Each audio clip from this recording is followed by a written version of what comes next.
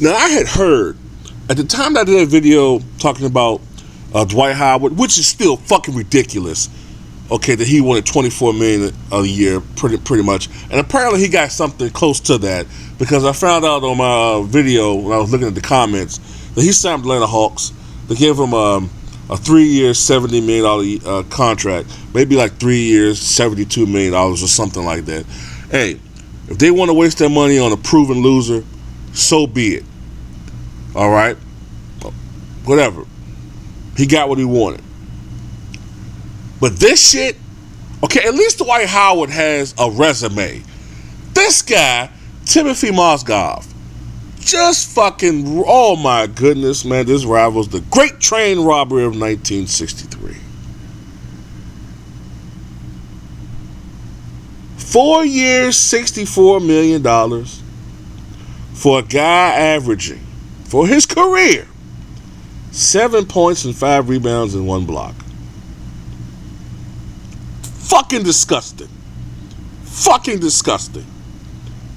And some of you might say I'm hating on players and, I'm stuck in the past. It got nothing to fucking do with that. These guys are over fucking paid. God, oh my goodness, man. I wish I was 7 feet tall. That's all it takes to be 7 feet tall? And to put up middling numbers? Like, these types of numbers I'm hearing, this is the shit that bench players put up. Luke Longley's. You know what I'm saying? Maybe Sean Bradley's. $16 million a year? Listen to that number I'm saying. His contract is 4 years, $64 million. That's $16 million a season per average. If you guys think that I'm being like just hating, I have nothing wrong. I have no problem with the capitalist society. All right, I think a person should be able to make any amount of money they want to, and should be able to make any type of money. But at the same time,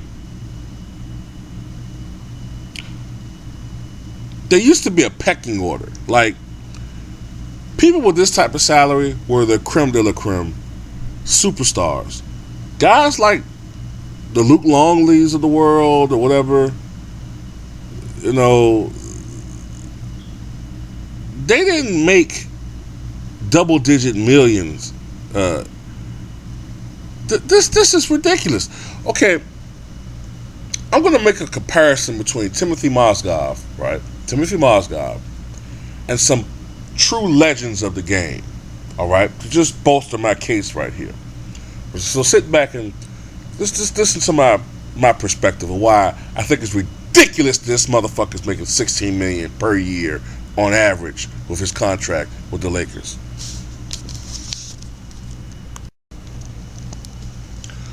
So how dominant was George Mikan during the 1950-51 season? Well, that season, the first All-Star game was played, and he was an All-Star. The league's first superstar averaged 28.3 points per game, leading the league in scoring. He averaged 14.1 rebounds. Now, back then, rebounding titles were determined by total rebounds and not on a per-game basis. And he dished out 3.1 assists. And he led his Minneapolis Lakers to their third consecutive NBA title. Now, in league history, the only teams to accomplish this would be the latter-day Lakers, and then Los Angeles, of course. In the early 2000s, they three-peated. The Boston Celtics of lore, of the late 50s and 1960s, of course. And the Chicago Bulls did it twice. That's it.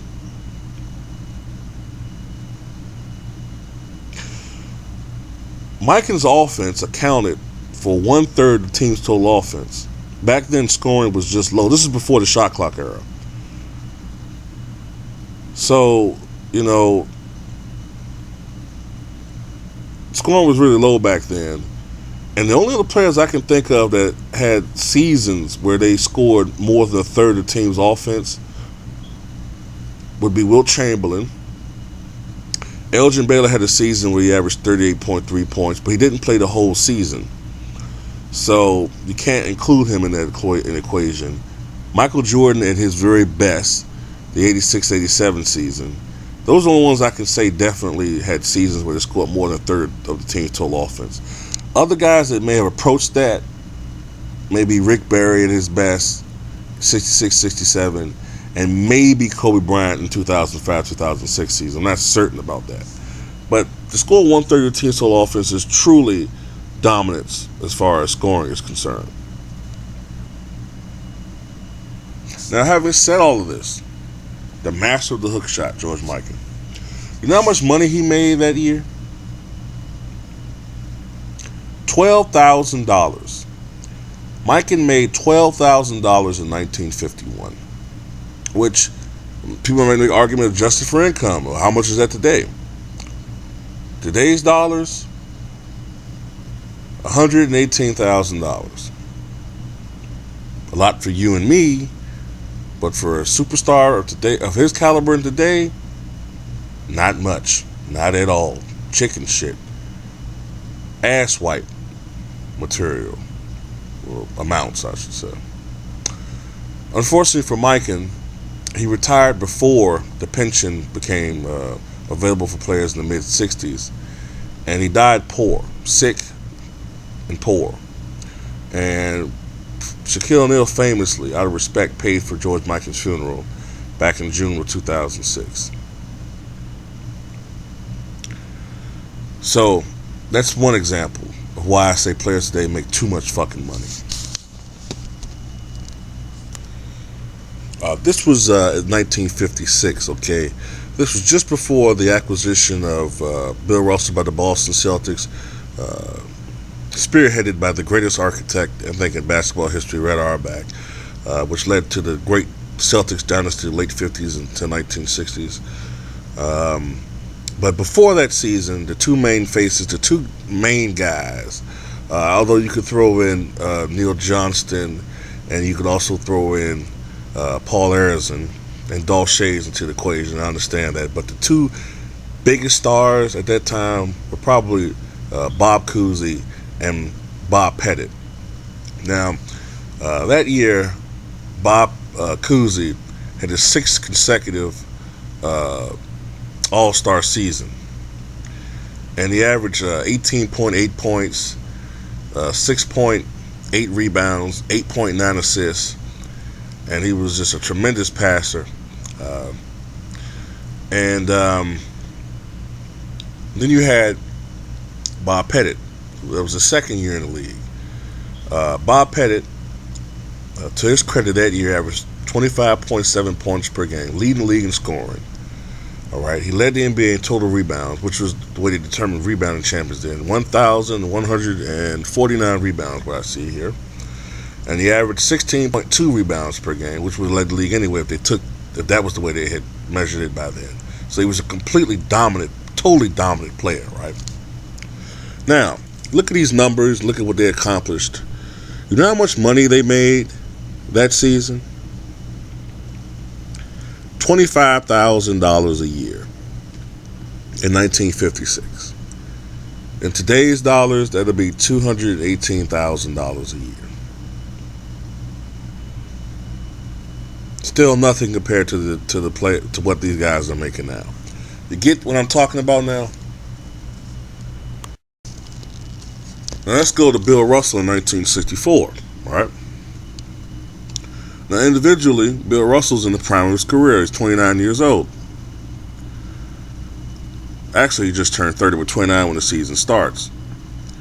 All right. That season, Bill Russell averaged 15 points, led the league in rebounding. Now they do it by average. 24.7 rebounds per game, and dished out 4.7 assists. All right. Now his team, the Boston Celtics, had just won their sixth consecutive NBA title. 6 consecutive, and 7 overall. They just defeated the San Francisco Warriors. The year before that, they were the Philadelphia Warriors, so they moved to the Western Conference when they moved to San Francisco. And some years after that, I think during the early 70s, that's when they moved to Golden State, where they are now. So it's the first time that Bill and Wilt actually met up against one another in the finals. And the Boston Celtics prevailed, I think, something like 4-1. If there had been a Finals MVP at that time, it would have been Bill Russell.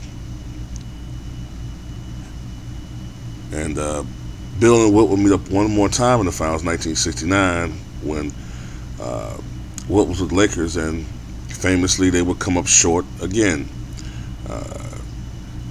And Bill Russell, these remarkable individual numbers, especially on the rebounding total. I can just imagine what he averaged in blocks. And Wilt Chamberlain was the first guy to get a salary of $100,000 a year. So Bill Russell demanded more money. And Red Auerbach and the Boston Celtics gave it to him. And he got $100,000 and $1. That'll be a salary. Now, in 1964, Bill Russell got $100,000 and $1. In today's market, that's $752,000 a year.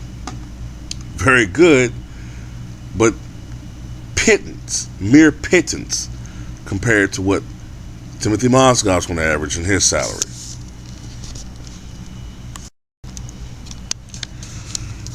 In 1967-68, Wilt Chamberlain had a spectacular individual season. All right. By that time, Wilt had changed his game. He was no longer a primary offense. He was no longer the first option on offense. He was probably like the second or third option on offense. And he averaged 24.3 points, pulled down 23.8 rebounds, leading the league in rebounding. Led the NBA in assists, with assists that was determined by total assists, with 702 assists, averaging out to 8.6 assists per game.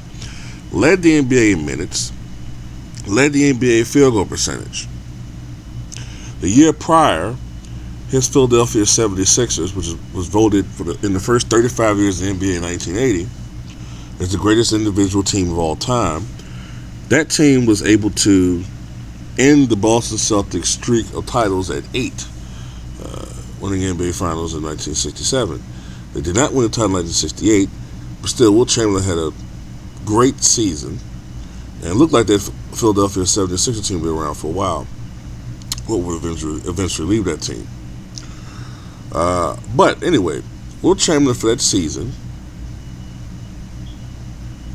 had a salary of $250,000 a year in 1968. In today's dollars, that would be about $1.7 million. Still a far cry from Timofey Mosgov's average of $16 million per year.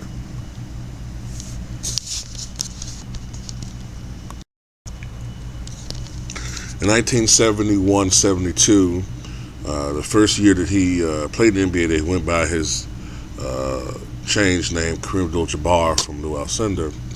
Kareem Abdul-Jabbar had statistically his greatest scoring season, averaged 34.8 points per game, to go along with 16.6 rebounds and dishing out 4.6 assists. Blocks weren't quite recorded yet, but looking at his prime averages, he probably averaged somewhere between 3 to 4 blocks per game. And he shot nearly 58% from the field. And this was coming off the heels of the Bucks winning the title a year before, when they went 66-16, one of the greatest teams in NBA history. So, you take that into context. This is the game's best center at the time. Wilt was in the twilight of his career. So he was clearly the best center. This is before Bill Walton entered the NBA. You have some people who think that Bill Walton in his prime was a little bit better than Kareem, but I don't know about that. You look at Kareem's best seasons, and you look at Bill Walton's, and I think Kareem just was the best center of that era and the greatest center of all time. But in 1972, Kareem Abdul-Jabbar made about $1.4 million. So yeah, salaries are finally getting to the $1 million range. In today's market, today's economy, that'll be about $8 million. So still half of what Timofey Mosgov, still only half of what Mosgov is going to be averaging on a per game basis for the salary with the Los Angeles Lakers. Now, last but definitely not least is Moses Malone. All right. Now, let's go to 1982. He was coming off of statistically maybe his most dominant season. All right. He averaged 31 points a game, 31.1 points a game, which was second in the league only to George Gervin, who led the NBA, of course. And he pulled down 14.7 rebounds per game, leading the league in rebounding. He led the league in minutes, and he led the NBA in offensive rebounds. In fact, he's considered the greatest offensive rebounder in NBA history, probably professional basketball history. And during that season, he attained his career high in scoring, a 53-point game against the San Diego Clippers at the time. It was in San Diego. And also in a game, he set the NBA record for most offensive rebounds pulled down in a game by one player with 21 offensive rebounds by himself. And I still think that Moses Malone is arguably, he's right there. When you talk about the greatest prep to pro players of all time, you have Moses Malone, LeBron James, and Kobe Bryant. When you include his ABA career as well as his NBA career, Moses might still be the greatest. LeBron is right there. He's right there. Kobe's right there too. Kevin Garnett's like a little notch below. But the greatest prep to pro guys, those are the 3 or 4 guys. But anyway, after that season, Moses Malone was a free agent. Most of us knew he signed with the Philadelphia 76ers. At that time, he signed what was seen as an obscene contract, which was worth about $2.2 million per year. In today's money, in today's economy, that'll be about $5.4 million. Still less than half of what Timofey Mosgov is getting in his contract with the Lakers. It's ridiculous, man. It's ridiculous how much money this guy's going to get for his salary with the Lakers, man. It's just,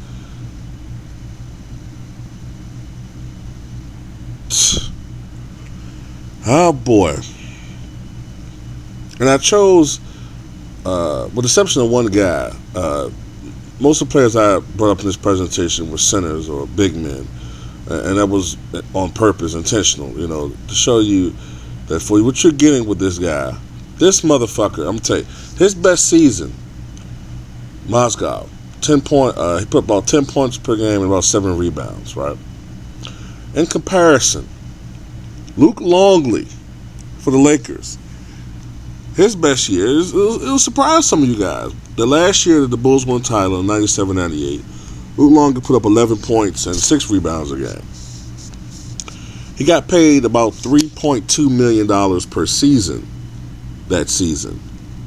That was 97-98. In today's dollars, that'll be about $4.6 million. Still a far cry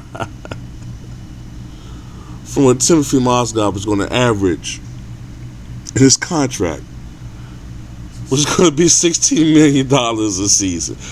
Timofey Mosgov better fucking put up.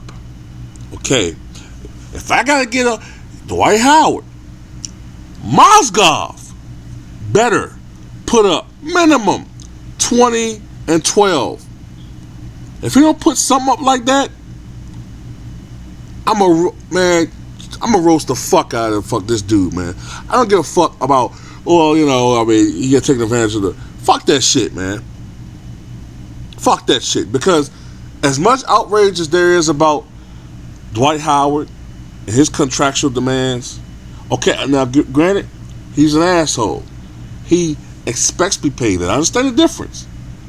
But still, for a guy to get paid this much fucking money, you have to expect to get paid this maximum amount of money. I expect maximum production. Mosgov, at least 20 and 12 this season. If you're not, you're a bum motherfucker.